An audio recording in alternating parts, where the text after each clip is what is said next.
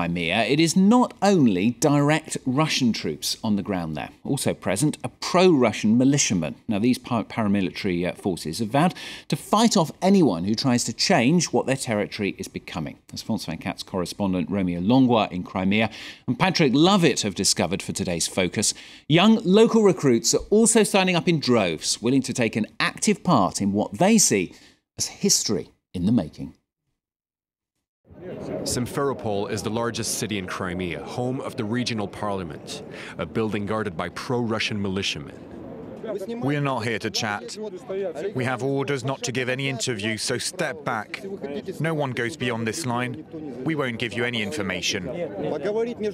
Not much of a dialogue then. On the other hand, communication channels between the militias and Crimea's new authorities appear to be seamless. Since the beginning of the crisis, these militiamen have been providing a very helpful hand to the soldiers in unmarked uniforms who are surrounding Ukrainian military bases in Crimea. Talking to the soldiers is Vasily, and this is how he describes them. Nice people who charge us ammo, ammunition. Vasily is familiar with these barracks located just outside Simferopol. Just like many other militiamen, that's where he carried out his military service. On this base, many people, yes, military, who live and not only live and born in Crimea. So now we have opposing front inside the base. First of all is the Ukrainian commander who born in Lviv, Ternopil or other place on West Ukraine, and our people who charge in this military base, but he don't support the idea of Maidan. We don't support fascism or nationalism.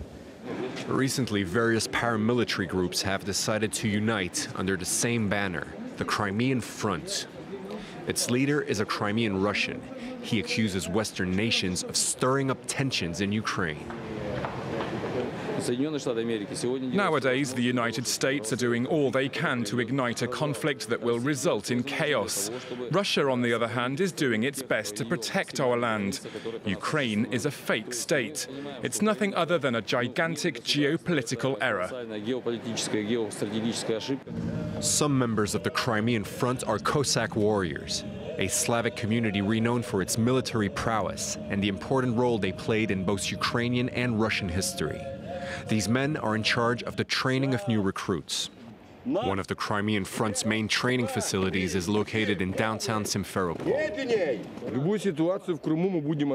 We're ready to face any type of situation in Crimea, ready to do our best. We're not here to spare our energy. We're ready to give our blood. That's why we're here. That's why we're brothers.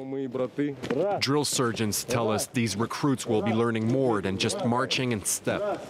We teach hand-to-hand, close combat, firing positions, tactical and psychological warfare. It's difficult to make a head count of these pro-Russian militias and assessing the size of their arsenal. Also difficult is having a clear view on who these men think would be their enemies on the battlefield. I have an information from Kyiv, from my friends.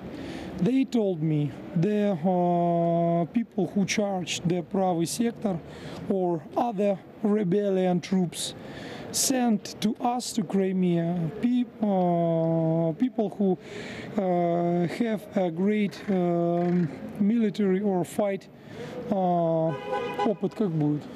I think it take money from the West country.